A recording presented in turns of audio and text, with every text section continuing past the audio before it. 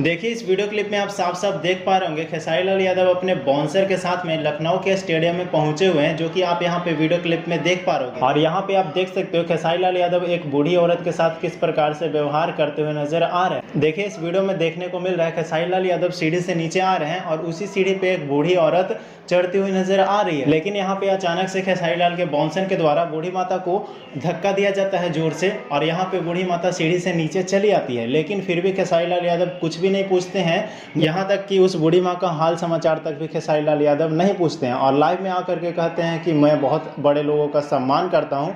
तो आपको यहाँ पे पता चल गया हो कि खेसारी लाल यादव कितना बड़े लोग का सम्मान करते हैं। आखिरकार दोस्तों आप लोग जब वीडियो देख लिए हो तो इसके बाद आपका क्या है राय, आप लोग कमेंट में ज़रूर बताइए। खेसारी लाल यादव ने सही किया या फिर गलत, आप लोग कमेंट में लिखिएगा। बाकी इस वीडियो को लाइक करके शेयर कर दिया ताकि सभी ऑडियंस के पास ये वीडियो पहुंच जाए और सभी को पता चल जाए कि खेसारी लाल यादव अपने से बड़े या बुजुर्गों को किस प्रकार से सम्मान देते हैं। तो बस आज के इस वीडियो में इतना ही, मिलते हैं किसी नए वीडियो के साथ में, तब तक के लिए धन्यवाद दोस्तों।